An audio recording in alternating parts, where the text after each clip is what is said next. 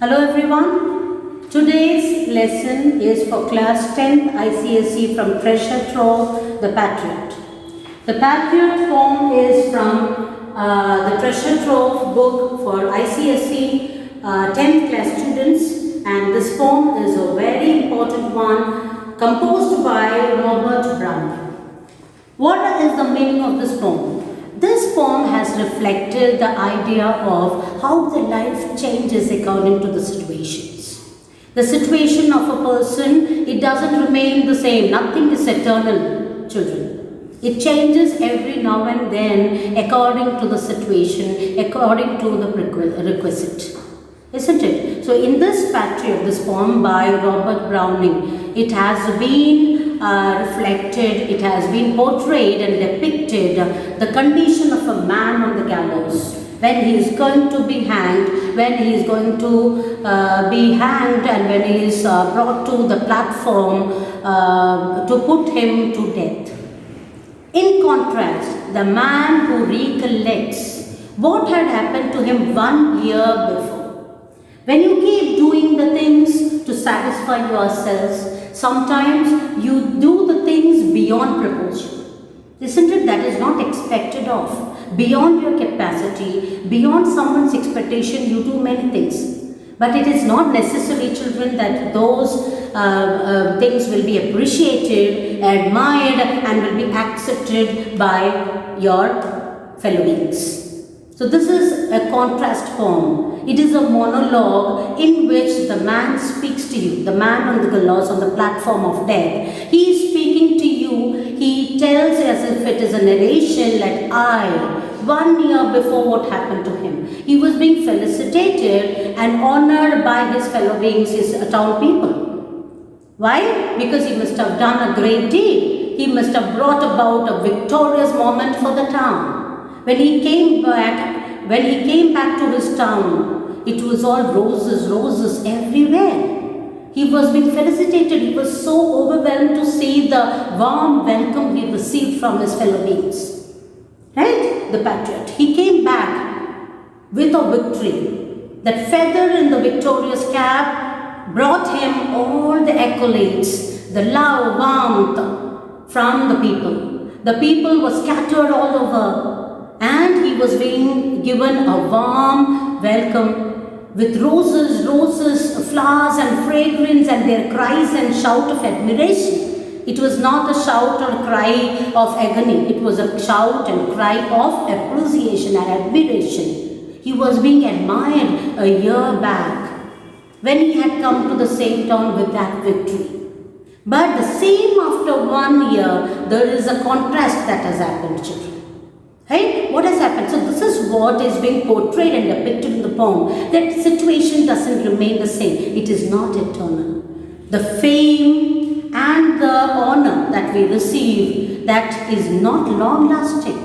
What is long lasting is how you can be accountable to God. The poet closes with the line that the reward, the actual reward, is not going to be achieved from the people. It is all going to be given by God. After death, definitely.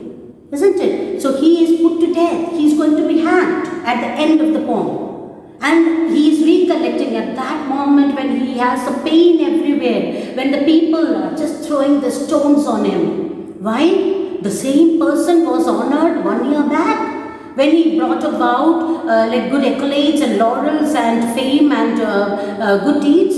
It was being defined as a good deed.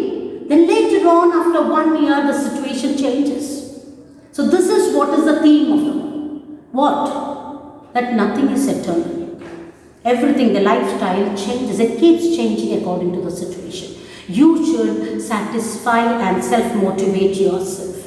And ultimately, you should remember one thing, what you can do, it should be pleasing God, not for the people or not for satisfying anyone we should do.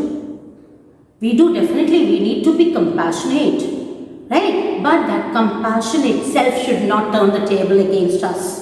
So the Patriot is giving you a lesson where you have to teach her, you have to learn a lesson that the situation can change. We cannot rely on one thing, fame. I am famous, I am renowned. This fame is not everlasting. So this is a quintessence, this poem is a quintessence that is telling us, that is emphasizing through the monologue spoken by the person, the Patriot himself, that he was not felicitated after 1 year when he came back. He was taken to the gallows. He was put to death. He was going to be hanged. See, very tragic, right? How the fellow beings, earlier 1 year back when he came with the victory, there was a crown, crown-like celebration, pomp and show going on in the town. He did not have, you could not see the space anywhere. It was crowded. The streets were crowded. It was flooded with people. Their cries went to that extent that it created a crack on the wall. Even the walls were mentioned in the poem as rocky. Does the walls, rock? No. Do the walls rock? No. It is just an imagery, and at the same time, this figure of speech is called as sound word onomatopoeia. So the poetic diction, if you take the literary tools inserted in the poem by the poet, it's really mesmerizing, children. It teaches us a life lesson that we should rely on ourselves. We should satisfy ourselves. That's important. And we should definitely know what we do. It is for satisfying anyone. If it is not at the cost of anyone's lives, definitely you can go in for it. But the question is, why the Patriot was being put to death? When 1 year back he was being felicitated, after 1 year again the situation changed and he was taken to the gallows, the death gate.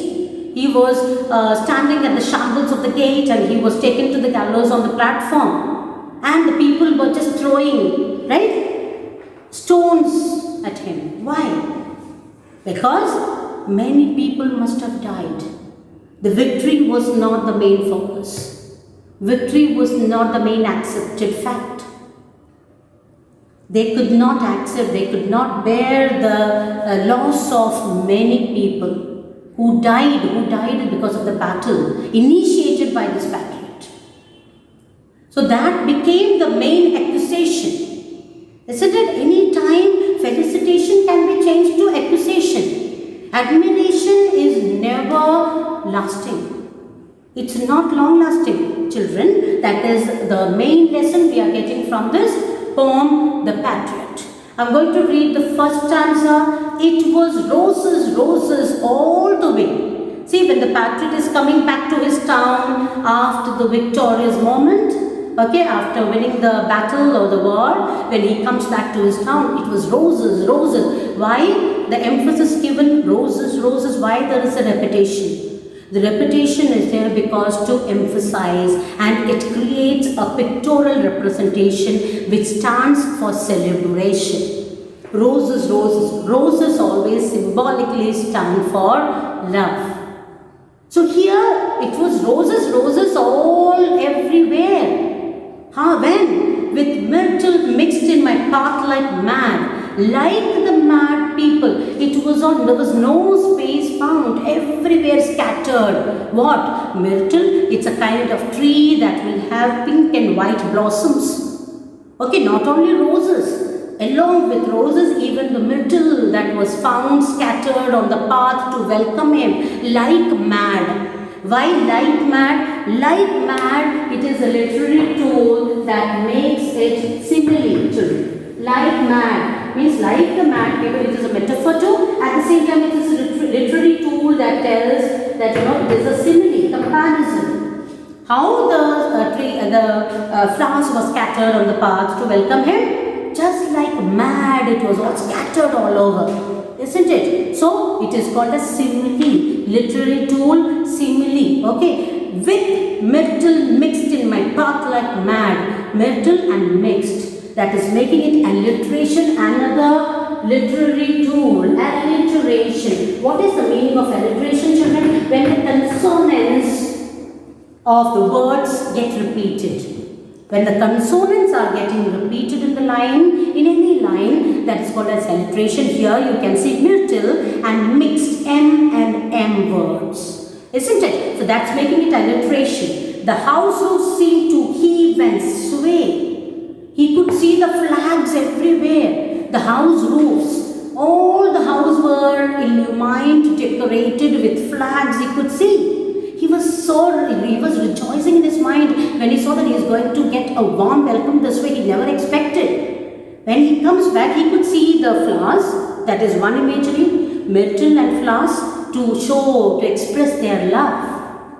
And on the third line, they have said the roofs heave and sway. What is heaving means carrying. It is carrying. It has flag that is swaying to welcome him. The people, not only the flag, even the people were swaying and they were singing the song of praises for the Patriot. So he was so happy to see people everywhere. The whole street flooded with people to welcome him. The church spires flamed, such flags they had. It flamed the church spires. What is the meaning of spire? Means it's a kind of pyramid structure that is usually found at the top of a tower. Okay, at the top of a pyramid kind of structure, on which tugged a flag that swayed. Okay, the flag that swayed, that showed, it was so beautiful. It was embellished by the flags, colorful flags at the top of the church, the pyramid kind of structure. A year ago on this very day, now he is recollecting. A year ago on this very day, these things had happened. What all things had happened? Roses were there, myrtle on the path to give a warm welcome, and the flags and the people all over. The second stanza, what the poet says. The air broke into a mist with bells, the clanging of the bell. Okay, their joy was being expressed by the clanging of the bell. Oh my God, this is a victorious moment. The clanging of the bell to welcome the Patriot. The old walls rocked. It is personification. What is that personification? It is another kind of figure of speech. That means the walls don't rock. Rocking. Okay, that rock word is making it personification. Why it was rocking? Why it was shaking? There was a tremor. Why? Because of the shout and the cries of the people. They were rejoicing to that extent. Had I said, good folk, more noise repels. If I had responded back to them, it would have repelled back the same way. But give me your son from the yonder skies. From their skies, if you can give me the sun, even the people would have been ready to give him the sun even. Right? That much was the intensity of love. The situation has been intensified here to say that the people loved the Patriot so much 1 year ago when he was being welcomed so with pomp and show. Pompously. How? With flowers and with cries. If I had said, he's saying it's a monologue, right? He himself is a speaker. The Patriot is saying, if I had said good folks, it would have repelled back. The sound would have repelled back, and they would have been ready to even give the sun if I had asked for. They had answered, and afterward, what else? They would have asked. After giving the sun immediately, promptly, they would have asked, what else do you want, Patriot? That was the intensity of their love. Okay? Now, in the third stanza, again, he is back to his position. Alack, it was I who leaped at the sun. Who leaped at the sun means he was the one who leaped at the sun means you must have read the story of Icarus and Daedalus, in which Icarus and Daedalus, they were just trying to escape out from the prison, and they just soared higher and higher, and Icarus was a little greedy because with the help of his, how could they fly? They could fly with the help of wax. With the magical spell, with the power they had in them, with the magical spell, they just created wax wings, and they started flying to escape out from the prison, Daedalus and Icarus. So he is comparing his situation to that situation where Icarus went near the sun, where what happened? It was really a flaw, it was a great mistake from his side. he tried to be greedy to reach the sun, and the wax melted, and Icarus fell into the sea. So the same situation the Patriot is experiencing here. He was ready to leap at the sun. Okay, it was I who was ready to leap at the sun. Means for the love they expressed, for the love the people had for the Patriot, he was ready to do whatever he could, even leaping at the sun, to give it to my loving friends to keep. He is considering and addressing the fellow beings or his town people as his own friends. For my loving friends, for their expression of love, I would have been ready to even leap at the sun, just like Icarus did. It's a reference of Icarus and Daedalus, okay? Yes. Not man could do have I left undone. There would be no thing that I must have left undone for my loving people. And you see my harvest, what I reap. What is the harvest I am getting? Harvest means here reward, children. Harvest means reward. What is the harvest I reap? What is that I am getting back? This very day, now a year is run. So now this very day, he is coming back to the present situation where he is standing on the platform to be hanged. Isn't it? So he is saying, what is the reward I have got back for whatever I have done for these people who loved me so much, and showing and expressing their love, they made me helpless to even leap at the sun, to do whatever I could for them. But what is the harvest I reap? There is nobody on the housetops. So after 1 year, what is the situation? Now the first 3 stanzas you read about what happened, how he was being welcomed so affectionately 1 year back. Now the next 3 stanzas you are going to read about the present situation where he is not getting any kind of love, token of love from the people. Now he is accused of the crime he committed. That the people call it a crime, but according to him it was not a crime.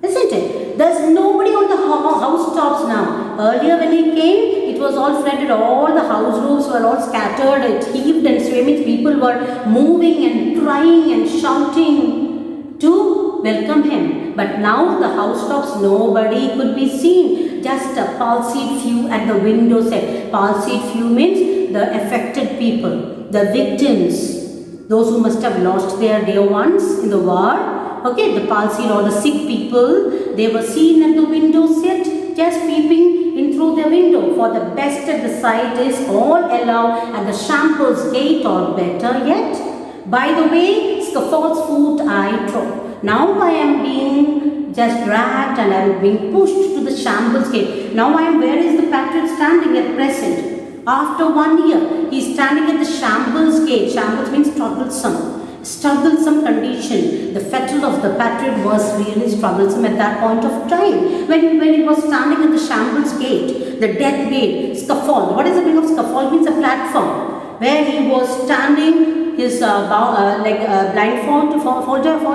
What is the meaning of blindfolded? Means his eyes are covered. He is standing on the scaffold platform, ready to be hung. Yes. I go in the rain and more than needs. So now he is coming to the point. He went into the rain. Rain means he went into the rain even and took all the struggles for the people. More than needs. That is hyperbole. What is the meaning of hyperbole, children? Exaggeration in the poem is called hyperbole. Hyperbole means an exaggeration in the poem. That is one of the literary tools to tell us that it is like, exaggeration. Right? He is saying that I go into the rain and more than needs. It was not needed, but more than proportion. I did. A rope cuts both my wrists behind. He is being bound at the back. His both hands are tight. And he could just feel and sense the pain on his wrist where the rope was cutting his wrist. And he had an injury on his wrist. So he could feel that pain. And I think by the feel my forehead bleeds. Why is his forehead bleeding? His forehead is bleeding because the people were all accusing him and throwing the stones at him.